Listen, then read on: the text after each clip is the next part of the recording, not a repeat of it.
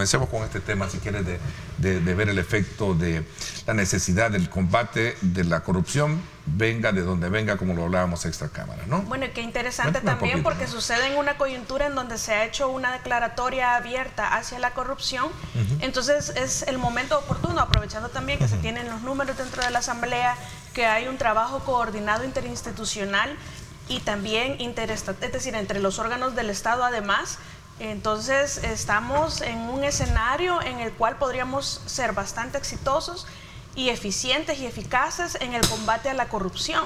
En cuanto a probidad, específicamente, nosotros tenemos una historia bastante turbulenta, bastante triste, bastante lamentable, decepcionante y completamente ineficaz para nosotros los ciudadanos. Si partimos del hecho que como probidad, como combate a la corrupción, digamos, en El Salvador, esto se inicia desde 1949, pero está escrito y ha estado escrito solamente en el papel, porque es hasta hace aproximadamente unos 8 años que en El Salvador se inicia por primera vez. No obstante, la ley de enriquecimiento ilícito, que es una ley preconstitucional, es una ley de más de 60 años de antigüedad, esa ley no se había aplicado en El Salvador sino hasta hace aproximadamente unos 8 años. Creo que, bueno, si nos ordenamos en cuanto a los temas y cerramos con la ruta jurídica, ¿sí?, que ha narrado la LIC sobre lo que ha ocurrido con la ley de probidad, la población debe saber que este tema de las declaraciones de probidad es donde el funcionario se mata él solo, por decirlo de alguna manera, en la que cuando entra, hay dos tipos de funcionarios que están obligados a presentar las declaraciones de probidad: funcionarios que son de elección popular y otros tipos de funcionarios que son entre ministros e incluso gerentes de algunas instituciones, ¿verdad? Ahí la ley explica y dice quiénes son las personas obligadas a presentar esa declaración. Eso quiere decir que al inicio de tu gestión tú das una declaración patrimonial y, por ejemplo, tienes $1000 en tu patrimonio, por poner un número en ejemplo, y has ganado y has estado 10 meses en el cargo y has ganado $1000 en el cargo, el aumento patrimonial cuando termines esa gestión, ¿sí?, debería de ser los $10,000 más los 1000 que ya tenías. Sí. Eso sería lo reflejado. Reportado. Lo que tú reportaste al inicio, y al final también tienes que hacer otra declaración de probidad para que la Corte Suprema hace la sección de probidad hace el enlace, y si pegan los números, pues no hay ningún problema. Cuando no pegan los números, y esto es lo que ha ocurrido, que han habido aumentos patrimoniales injustificados. La misma sección de probidad le solicita al funcionario obligado que explique, pues le da la oportunidad de que presente pruebas y que explique por qué el aumento patrimonial. Puede ser que en el tramo en el que estuvo de funcionario obtuvo una herencia, le dieron alguna cuestión, o sea, que pueden ser sostenibles. Pero cuando no es sostenible, ese caso pasa a la Corte Suprema de Justicia, y la Corte decide si lo manda a la Fiscalía para que comience un juicio por enriquecimiento ilícito. Pero en realidad es el balance de las mismas declaraciones que los funcionarios dan. En cuanto a la cuestión de probidad, que es una herramienta, pero que debe ser parte de algo más grande, o sea, debe de ser un elemento dentro de toda la administración pública que tiene que transparentarse para que veamos que estamos atacando la corrupción. O sea, la declaración de probidad es un elemento, claro. Yo creo que es cierto, es decir, cuando se declara la guerra contra la corrupción, creo que tocar el tema de probidad es fundamental. Y yo ahí coincido bastante con un término que va a utilizar Tania, en el sentido de que a probidad se le debe de otorgar más autonomía, porque en la actualidad, y eso es uno de los grandes problemas que hemos visto, es que vemos una gran dependencia de las jefaturas de la Corte, ¿verdad? Y eso significa sin duda que a veces hay unos casos que, y hay que decirlo, que no necesariamente han incumplido ni con la ley ni con el tema de corrupción, y los envían a juicio, los envían a estudiar, incluso, bueno, ahí hay informes periodísticos también sobre algunas tergiversaciones que se han hecho a estas investigaciones, a estos estudios técnicos, a estas auditorías que se le hacen a exfuncionarios. Entonces, yo creo que dotar de autonomía a probidad me parece que es fundamental para que empiece a funcionar la guerra contra la corrupción. Este gobierno aún llegó a donde está en este momento, llegó a tener el poder que tiene en este momento, precisamente porque ese fue el elemento fundamental que se señaló para transformar y cambiar el sistema. el tema de eliminar la corrupción. Ahora tienen el poder total para poder hacer todas las transformaciones necesarias para evitar todo ese mal endémico que tenemos con el tema corrupción, y no se está haciendo, porque vemos una Corte de Cuentas que se sigue eligiendo de la misma forma que se criticaba en el pasado, ¿verdad? Con titulares totalmente vinculados a partidos políticos. Tenemos una sección de probidad que sigue siendo administrada por magistrados de la Corte Suprema de Justicia con una gran selectividad. Yo creo que este tema de la probidad, de la sección de probidad, como muy bien lo han dicho los colegas anteriormente, debe de ser transformado, debe de ser más autónomo, debe de tener otras herramientas y modernizarse para de verdad combatir el elemento de enriquecimiento ilícito de los funcionarios públicos como tal, porque no es posible que tengamos casos que son evidentes, que están en todos los noticieros, en todos los periódicos emblemáticos de hace muchísimos años, y todavía siguen ahí guardados en la sección de probidad, ¿verdad? Pero de repente a alguien, y que consta entre comillas, te lo digo de esa forma, como el exalcalde de Santa Tecla que acaba de salir de su periodo, ya lo mandaron a juicio. Lo mandan a juicio. Y yo te puedo demostrar una lista de muchísimos más casos que están ahí en la sección de probidad con herramientas probadas totalmente de todas las cosas que deben, y todavía siguen guardando el sueño de los justos ahí en la Corte Suprema de Justicia. O sea, definitivamente esa selectividad creo que no va a ayudar y no va a contribuir a resolver y a darle credibilidad al final de cuentas con lo que quieren vendernos, porque, insisto, tienen el poder para transformar completamente todas esas cosas malas que pasaban en el pasado con el tema y no se está haciendo absolutamente nada para transformarlo. Hecho concreto es que la corrupción se está atacando solamente a los que no están de nuestro bando. Así lo veo yo. ¿Así lo ves tú? Sí, ¿Tú piensas lo mismo? Porque no, es decir, hechos concretos no hay. Y yo pongo un ejemplo. Están los supuestos 12 casos de la CICIE, la información está reservada. Bueno, acabamos de ver el aviso que puso esta ONG Cristosal. Acabamos de ver también información sobre la famosa planta desaladora allá en la zona de Las Hojas, sí. Y ahora abandonó. Es decir, tantas irregularidades que hay que vos dices, ¿por qué con el poder en la mano? ¿Por qué no actúan? ¿Tú compartes esos planteamientos? Yo creo que no, porque aunque vemos casos de figuras visibles, porque son, digamos, han sido funcionarios o han sido diputados en algunos casos, también hay 258, 260 funcionarios o empleados también que están siendo procesados por actos de corrupción, gente de la Corte de Cuentas, gente de alcaldías. Entonces yo creo que sí se está haciendo de forma integral, pero sí o sea, no hay selectividad con para mí no, lo que pasa es que la gente quisiera ver acá funcionarios de nuevas ideas ya procesados, pero acordémonos que este es el primer periodo de funcionarios de nuevas ideas. Y si son corruptos, el primer periodo, y si son corruptos, ¿por qué no? Es que lo que pasa es que ahí está la señora de Soyapango, ¿verdad? Ya está procesada. Lo que pasa es que vemos de los otros partidos porque traen historia. Por ejemplo, en el caso de Roberto Dabuizón, es exalcalde de Santa Tecla, pero fue diputado anteriormente. Habría que ver cuál es qué son los datos por los que Probidad comenzó a procesarlo. Yo creo que es un paso formal que se debe hacer, pero mira, aquí hay un tema de actitud. Y yo voy a dar un ejemplo. Fíjate que hace un par de días en esas que le dicen mañaneras del presidente de México, en unas conferencias de prensa que él hace, un correligionario de su partido Morena le ha propuesto que aprueben para que los presidentes, después de terminado su servicio, pasen automáticamente a ser senadores. Y posiblemente lo aprueben y vaya a ser una ley.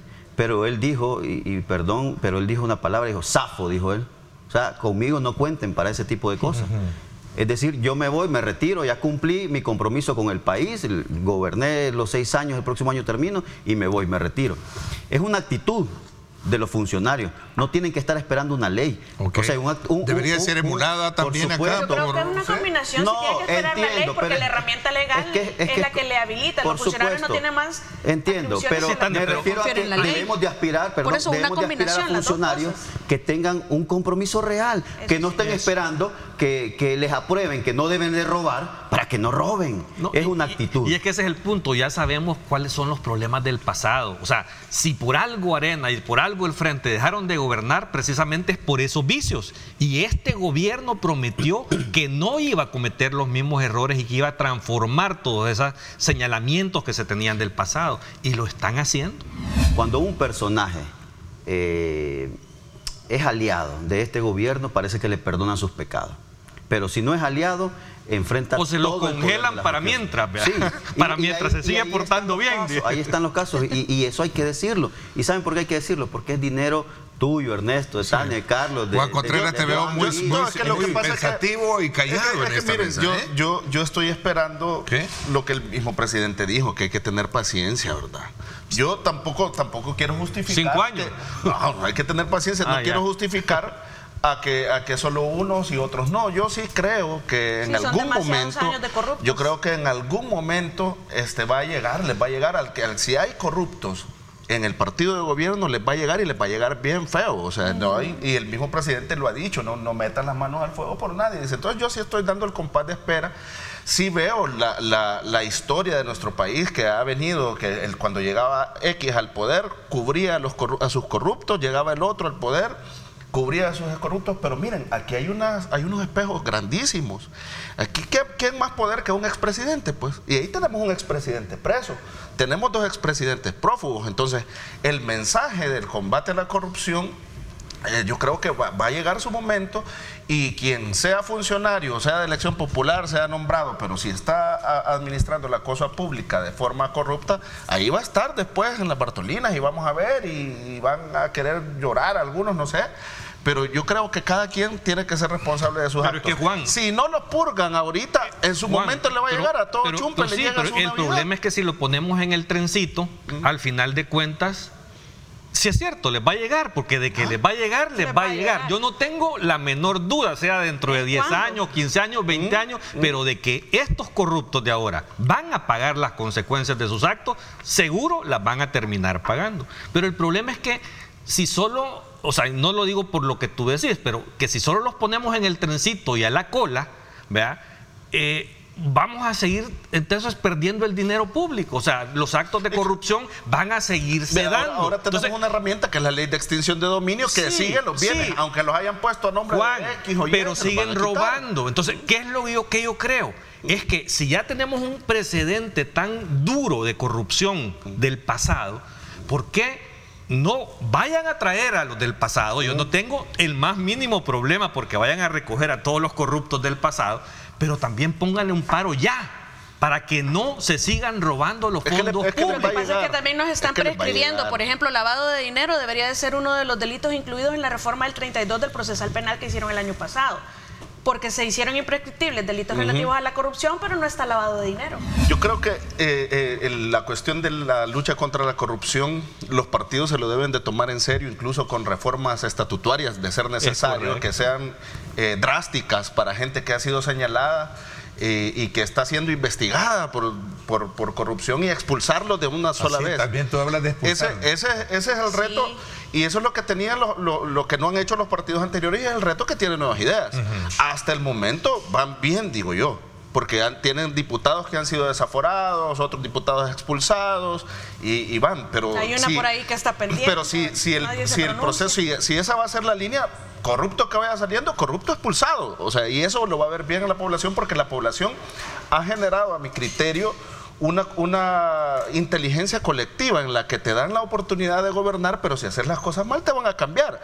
Lo han demostrado, así como cambiaron a Arena, han cambiado al Frente, y si Nuevas Ideas no está a la altura de las exigencias de la población, seguramente la población no va a cambiar. Entonces, hasta el momento la lucha, al menos purgando a sus corruptos, expulsándolos, desaforándolos, cuando ha habido una investigación por parte de la Fiscalía, ha dado resultados. Ojalá que siga este camino, y que cuando vengan casos, si los hay, más gruesos y de gente más señalada, que también actúen consecuentemente como lo han hecho, pues. Entonces yo sí le doy el margen de espera y de paciencia que el presidente pidió. A ver, en el marco de la conmemoración de las fiestas cívicas y también esta semana de la 78ª sesión plenaria de Naciones Unidas, hubo un discurso presidencial muy importante de la cual podemos sacar elementos de juicio que se dan en el contexto de una realidad de país, sobre todo cuando hablamos de bajar el número de homicidios y ver un país que ha logrado de alguna manera neutralizar el tema de la inseguridad en el país. Sí, yo creo... A ver, cuéntanos un poquito, ¿cuál es tu lectura? Yo creo que en esta semana que pasó, desde el viernes 15 de septiembre, que fue la conmemoración de las fiestas patrias, el presidente hace anuncios importantes y de hecho lo estuvimos hablando en la mañana, que el reto del plan control territorial era consolidar el modelo de seguridad, que si bien es cierto se había tenido éxito en las fases anteriores que habían sido de extracción, de recuperar los territorios, de meter a la cárcel a los pandilleros de las diferentes clicas y de las diferentes pandillas, el mismo embajador había hecho un llamado a que se consolidara el modelo y pues qué bien que el presidente lanzó en ese discurso en la fase 6 del plan control territorial, que es la integración, que espero que por el mismo nombre y por la persona a la que está destinando ahí, que Alejandro Guzmán tiene trabajo social en muchas comunidades, sí, mucha experiencia sobre y que lo había hecho. Recuerdo que él tenía algunos modelos que invitaba a funcionarios y de ahí salía filmando que era la silla vacía. Los funcionarios en aquel momento no acudían a las convocatorias que Alejandro hacía. Yo creo que tiene la solvencia y la capacidad para desempeñarse bien en la misión que se le ha encomendado, y yo creo que esa es la parte que el modelo se va a consolidar. Aunado a esto, viene el discurso ante Naciones Unidas, en el que, a mi juicio, el presidente dice cuestiones muy importantes en las que resalta el logro más evidente, pues, y que es perceptible por la población, que es el tema de la seguridad. Pero también dice, este es el modelo y estas son las fórmulas que sirven para El Salvador. Retomo un elemento fundamental ahí, que es el tema del anuncio de la creación de la Dirección de Integración a cargo de Alejandro Guzmán. Creo que es algo bueno. Creo que es algo que hay que apoyar y ojalá resulte. Creo que Alejandro Guzmán tiene todos los antecedentes de trabajar en ese tipo de cosas con poblaciones vulnerables, precisamente, para poder sacarlas adelante a estos miles de jóvenes que están en esa situación. En lo único que yo no puedo estar de acuerdo y compartirlo con la forma en que lo están haciendo es con la desarticulación del INSAFOR. ¿Por qué? Porque para esta dirección están desarticulando el INSAFOR para poder fondearla, ¿verdad? Y creo que eso es un grave error del gobierno, porque los objetivos de la Dirección de Integración no tienen absolutamente nada que ver con lo que hacía el INSAFOR anteriormente. Inclusive están deshaciendo también el INJUVE, que tenía otro sentido y otro objetivo también para poder financiar esto. O sea, creo que debería de alguna manera el presidente reevaluar esto que están haciendo con el INSAFOR, porque el INSAFOR, al final de cuentas, primero el 90% de las aportaciones son del sector privado y su objetivo es capacitar la mano de obra del sector privado, los ejecutivos del sector privado a demanda. O sea, que la necesidad de la productividad del sector económico del país es solicitada por las mismas empresas para que capaciten a su mano de obra. Lo que van a hacer en la Dirección de Integración es totalmente diferente, tiene otro sentido más social de sacar adelante una serie de jóvenes y poblaciones vulnerables. Así que yo creo que por un lado es bueno lo de la dirección y por otro lado creo que es malo lo del INSAFOR que están haciendo en este momento. Podemos hablar muchísimo sobre los temas que señaló Carlos, especialmente el tema de los acuerdos de cese al fuego, que sirvieron únicamente para impunidad de los partidos políticos y que estos accedieran al poder cuando los acuerdos no mencionan nada de eso. Pero me voy a centrar en el modelo que se refieren, que si replicar el modelo o no replicar el modelo Bukele en Latinoamérica o en otros países. Yo creo que no podemos descalificar por completo el modelo, que aún no está escrito, dicho sea de paso. No podemos descalificarlo porque hay un aspecto negativo que es mejorable. Yo creo que se puede. Si lo que sucede es que aquí hace falta es lo que hablábamos antes. Mientras no hay sanciones de responsables que abusen del poder, la conducta negativa o nociva se replica, y eso es lo que ha sucedido acá, que hace falta zanjar de raíz esas violaciones que hay, porque hay que sancionar a los abusadores y exponerlos para que cese. Entonces el modelo va a ser cada vez más perfecto. Lo que sucede es que el modelo no lo podemos reducir ni a un régimen de excepción ni tampoco a un tema de seguridad pública. Esto ha tenido que ver un aspecto también mediático de empoderamiento ciudadano, ha tenido que haber un trabajo de reforma de herramientas legales a nivel nacional, que es lo que se requiere ahora en el combate a la corrupción, pero todo ese andamiaje legal es el que ha permitido tener los efectos positivos que ahora tenemos. Pero además hay un factor todavía más importante, que es la gobernabilidad. Sin la gobernabilidad, sin ese trabajo conjunto entre órganos de Estado y además interinstitucional, no podríamos tener tampoco los resultados. Entonces el modelo, como que no definido aún completamente, es más amplio que lo que se pretende reducir por parte de algunos actores. No pienso que descalificarlo per se por el tema de derechos humanos sea lo correcto. Creo que tenemos que trabajar esa parte, fortalecerla, evitarla en el máximo posible, pero lo cierto es que están muriendo menos personas que las que morían antes, y en ambos casos, en ambos escenarios, el responsable es el Estado, estamos de acuerdo. Pero no creo que por eso hay que descalificar el modelo. El modelo es replicable, es útil, pero si no se reúnen las condiciones y no se tropicaliza para que se comprenda en cada uno de los países, pues no va a funcionar. Pero no podemos descalificarlo por ese aspecto cuando el aspecto es completamente mejorable, como lo es absolutamente todo. Entonces esta nueva fase de integración en manos del señor Guzmán me parece perfecto. Creo que el país y los discursos y nuestros funcionarios deben de tener conciencia de que nosotros somos un país soberano y debemos de tener nuestras propias políticas, nuestras propias decisiones, y tenemos que si nos equivocamos, nosotros nos vamos a equivocar.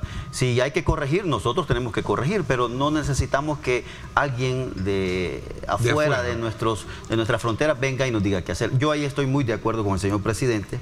Lo que sí no estoy de acuerdo, y no puedo dejar de decirlo, es que me parece siempre que en los discursos, aunque debo reconocerlo, yo estaba en la expectativa de que dijera algo más picante, porque él me tiene mal acostumbrado a la controversia. Entonces esperaba que dijera algo distinto, pero quiero decir que lo que no estoy de acuerdo es que siempre en sus planteamientos, y lo dije en otros espacios contigo, Ernesto, es que sin duda es una falacia de prueba incompleta lo que él hace siempre, porque no es necesario ir a este espacio de la ONU como dijo otro panelista, a dar lástima, sino que yo creo que hay que ir a contar la verdad. Y yo creo que bien pudo también comentarle al mundo entero de que El Salvador tiene grandes desafíos en la economía, grandes desafíos en lo social, y son los que él evitó decir. Yo sé que por supuesto el logro que él ha tenido con esta reducción de homicidios es importante y se prestaba este espacio, pero yo creo que